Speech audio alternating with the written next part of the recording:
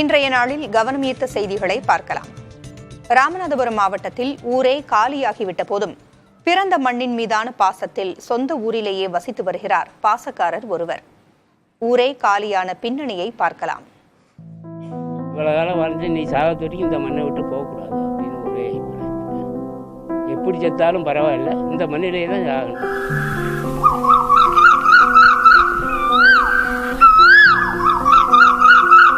கால் போன போக்கில் ஊருக்குள்ளே நடந்து திரியும் இவரது பெயர் பூமிநாதன்.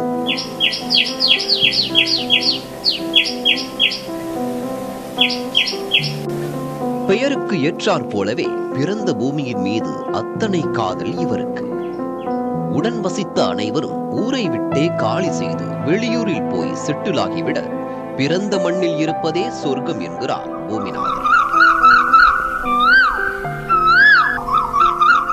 பச்சை மரகதத்தால் ஆன நடராஜர் சிலை அமைந்துள்ள புகழ்பெற்ற சிவாலயம் அமைந்துள்ள உத்தர கோசமங்கையை அனைவருக்கும் தெரியும். அங்கிருந்து 3 கிலோமீட்டர் தொலைவில் உள்ள தெய்வச்சிலை நல்லூர்தான் பூமிநாதன் என்ற ஒருவரை மட்டுமே தங்க வைத்திருக்கும் கிராமம். சுமார் 150 குடும்பத்தினர் நன்றாக ஒன்றாக விவசாயம் செய்து செழிப்பாக வாழ்ந்த ஊர்தான் இது. இந்த ஊரில் வசித்த பலரும் இப்போது ராமநாதபுரம், சென்னை உள்ளிட்ட நகரங்களில் ஆசிரியர், மருத்துவர் என உயர்ந்த நிலையில் இருப்பதாக கூறுகிறார் பூமிநாதன். வேலை காரணமாகவும் பிள்ளைகளின் கல்விக்காகவும் வெளியூர் சென்றவர்கள் ஊர் திரும்ப மறுப்பதாக கூறுகிறார். செல்வாக்கா நல்ல முறையில் இருந்த குடும்பம் எங்கள் குடும்பம். 10-300 செம்பரி ஆடு,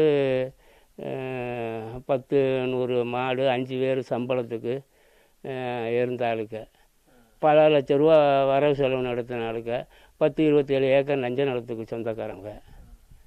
அப்படி இருக்கனால படிப்பை விட்டு உலகம் தெரியாமல் வாழ்ந்தது, அவ்வளோ வேற ஒன்றும் கிடையாது. அதனால் இன்றைக்கி நல்லா தான் இருக்கேன், வேற எந்த கஷ்டமும் கிடையாது. வெளியூர் சென்றவர்கள் சிவராத்திரி அன்று மட்டும் வந்து செல்கின்றனர். ஊரில் உள்ள எல்லா வீடுகளும் நினைவுகளை மட்டுமே வைத்துக் கொண்டு உருவத்தில் சிதைந்து கிடக்கின்றன. ஒவ்வொரு வீடும் ஆகச்சிறந்த வடிவமைப்புடன் இருந்துள்ளன. தெய்வச்சிலை நல்லூரில் குடிநீர், மின்விளக்கு உள்ளிட்ட வசதிகளை செய்து கொடுத்தால் வெளியூரில் வசிப்போர் சொந்த ஊர் திரும்ப விரும்புவார்கள் என்று அரசுக்கு கோரிக்கை விடுக்கிறார் பூமிநாதன். கோரிக்கை நிறைவேறும் என்ற எதிர்பார்ப்பில் தனிமையின் வழியை பொருட்படுத்தாமல் நினைவுகளை சுமந்தபடி தெய்வச்சிலை நல்லூரில் அலைந்து திரிகிறார் இந்த பெரியவர்.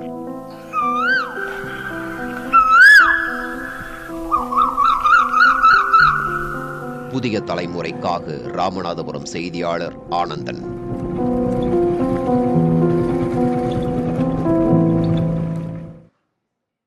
திரையில் பார்க்கும் கிரிக்கெட் வீரர்களுடன் ஒரு நாளாவது பேசிவிட மாட்டோமா என ஏங்கும் ரசிகர்கள் எத்தனையோ பேர் இருக்கிறார்கள்.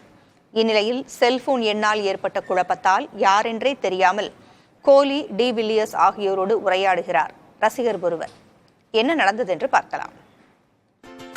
சத்தீஸ்கர் மாநிலத்தைச் சேர்ந்த மணிஷ் மளிகை கடை நடத்தி வருகிறார். சமீபத்தில் புதிய சிம் கார்டு வாங்கியுள்ளார். நண்பர் கேம்ராஜ் உதவியுடன் அந்த சிம் கார்டை செல்போனில் பொருத்தி வாட்ஸ்அப்பை ஆக்டிவேட் செய்த போது அதில் கிரிக்கெட் வீரர் ரஜத் பட்டிதரின் ப்ரொஃபைல் பிக்சர் வந்துள்ளது. ஆனால் அதை மணிஷ் பெரிதாக எடுத்துக்கொள்ளவில்லை. சில நாட்களில் விராட் கோலி, டி வில்லியர்ஸ் உள்ளிட்ட வீரர்களிடமிருந்து மணிஷுக்கு அழைப்பு வந்துள்ளது. ஆனால் தம்மை யாரோ பிராங்க் செய்கிறார்கள் என கருதிய மணிஷ், ஆம் சொல்லுங்கள், நான் தான் தோனி பேசுகிறேன் என பதிலுக்கு நக்கலாக பேசியுள்ளார். இதற்கிடையே வேறொரு எண்ணிலிருந்து மணிஷை தொடர்பு கொண்ட பட்டிதர் தங்களிடம் இருப்பது தமது பழைய செல்போன் எண் என்றும் அந்த சிம் கார்டை தம்மிடமே கொடுத்து விடுங்கள் என்றும் கேட்டுள்ளார். இதனால் மணிஷுக்கு பெரும் குழப்பம் ஏற்பட அவரது வீட்டுக்கு போலீசார் சென்றுள்ளனர். 3 மாதங்களுக்கு மேலாக பட்டிதர் தமது செல்போன் எண்ணை பயன்படுத்தாமல் இருந்ததால் அது டீஆக்டிவேட் ஆகியுள்ளது. இதனால் எதிர்பாராத விதமாக அதே எண் கொண்ட சிம் கார்டை மணிஷ் வாங்கி இருக்கிறார். இது பற்றி காவல்துறையினர் விளக்கிய பிறகே மணிஷுக்கு உண்மை புரிந்துள்ளது. அதன் பிறகு அந்த சிம் கார்டை காவல்துறையினரிடம் அவர் கொடுத்துள்ளார். விராட் கோலியின் தீவிர ரசிகரான தாம் யாரென்றே தெரியாமல் அவரிடம் செல்போனில் பேசியுள்ளதாகவும், ஆனாலும் கோலியிடம் பேச வேண்டும் என்ற தமது கனவு நிறைவேறிவிட்டதாகவும் மகிழ்ச்சியை பகிர்ந்துள்ளார் மணிஷ். புதிய தலைமுறைக்காக கணேஷ் முருகேசன். இனி செய்திகளை அடுத்தடுத்து பார்க்கலாம். திண்டுக்கல் மாவட்டம் ஒட்டஞ்சத்திரத்தைச் சேர்ந்த பட்டதாரி இளைஞர் ஒருவர் மலையேற்றத்தில் கின்னஸ் சாதனை படைக்கும் முயற்சியில் தினமும் 4 முறை மலை மீது ஏறி இறங்கி வருகிறார். விவசாய குடும்பத்தைச் சேர்ந்த பிஎஸ்சி பட்டதாரியான கோபாலகிருஷ்ணன் கின்னஸ் புத்தகத்தில் இடம்பெற வேண்டும் என்ற ஆசையில் மலையேற்றத்தை தேர்வு செய்துள்ளார். தமிழ்நாட்டில் உள்ள கடுமையான மலையேற்றத்திற்கான பட்டியலில் இடம்பெற்றுள்ள கொண்டரங்கி மலை மீது தினமும் 4 முறை ஏறி இறங்கி வருகிறார். 3825 அடி உயரம் கொண்ட இந்த மலை மீது தொடர்ந்து 1000 நாட்கள் இதேபோல் 4 முறை ஏறி இறங்கி கின்னஸ் சாதனை படைக்க வேண்டும் என்பதே கோபாலகிருஷ்ணனின் இலக்கு.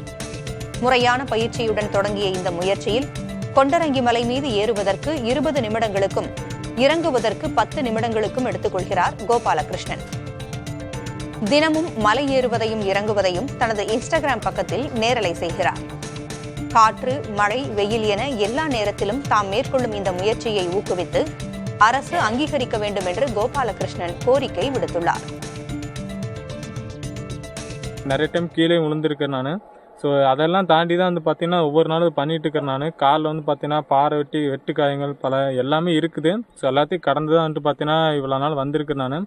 ஸோ இனி 1000 நாள் நோக்கி கண்டிப்பாக போவேன் நான்.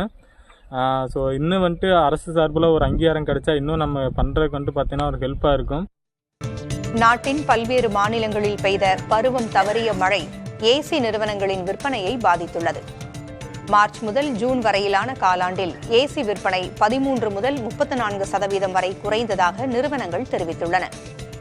எனினும் இந்த சரிவு வீட்டு உபயோகப் பிரிவில் மட்டுமே ஏற்பட்டுள்ளது என்றும் தொழிலக தேவைக்கான குளிர்சாதன இயந்திரங்கள் விற்பனை ஏறுமுகமாக இருப்பதாகவும் உற்பத்தியாளர்கள் தெரிவித்துள்ளனர்.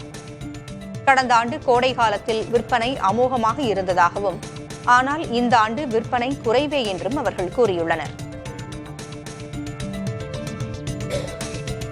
விண்வெளியில் மனிதர்கள் நீண்ட காலம் தங்கியிருக்கும் போது ஏற்படும் மூளை மற்றும் உடல் திசு பாதிப்புகள் குறித்து சீன விண்வெளி நிலையத்தில் உள்ள விஞ்ஞானிகள் ஆய்வு செய்துள்ளனர். கடந்த வாரத்தில் பல்வேறு முக்கிய சோதனைகள் 3 விஞ்ஞானிகள் மூலம் நிகழ்த்தப்பட்டதாக சீன விண்வெளி நிறுவனம் தெரிவித்துள்ளது. அமெரிக்கா, ரஷ்யா உள்ளிட்ட நாடுகள் இணைந்து சர்வதேச விண்வெளி நிலையத்தை அமைத்து ஆய்வு செய்து வரும் நிலையில் சீனா மட்டும் தனியாக ஓர் ஆய்வு நிலையத்தை விண்வெளியில் அமைத்துள்ளது. விண்வெளியில் மனித வாழ்க்கைக்கான வாய்ப்புகள் குறித்து இரு நிலையங்களும் ஆய்வுகளை மேற்கொண்டுள்ளன.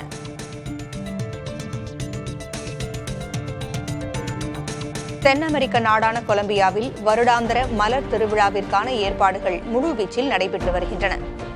இதற்காக மெடலின் மாவட்டம் சாண்டா எலேனா நகரில் மலர் கண்காட்சிக்கு ஏற்பாடு செய்யப்பட்டுள்ளது. தோட்டத்தில் பல வண்ண மலர்கள் பூத்து குலுங்கும் நிலையில் தோட்டத்தை அலங்கரிக்கும் பணிகள் முழுவீச்சில் நடைபெற்று வருகின்றன.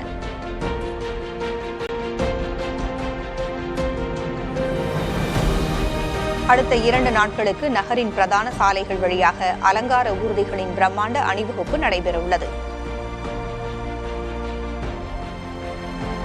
நடிகர் தனுஷை காதலித்து வருவதாக சமூக வலைதளங்களில் தகவல் பரவி வந்த நிலையில் நடிகை மிருனாள் தாக்கூர் அது குறித்து விளக்கமளித்துள்ளார். தனுஷுடனான உறவு குறித்து பேசிய மிருனாள் தாக்கூர், அவர் தனக்கு ஒரு நல்ல நண்பர் மட்டுமே, தங்களை பற்றிய வதந்திகளை பார்க்கும்போது சிரிப்புதான் வந்தது என்று தெரிவித்தார். சன் ஆஃப் சர்தார் நிகழ்ச்சியில் தனுஷ் கலந்து கொண்டதை யாரும் தவறாக எடுத்துக் கொள்ள வேண்டாம். அஜய் தேவ்கன் தான் தனுஷை அந்த நிகழ்விற்கு அழைத்தார் என்றும் மிருனாள் தாக்கூர் விளக்கமளித்துள்ளார்.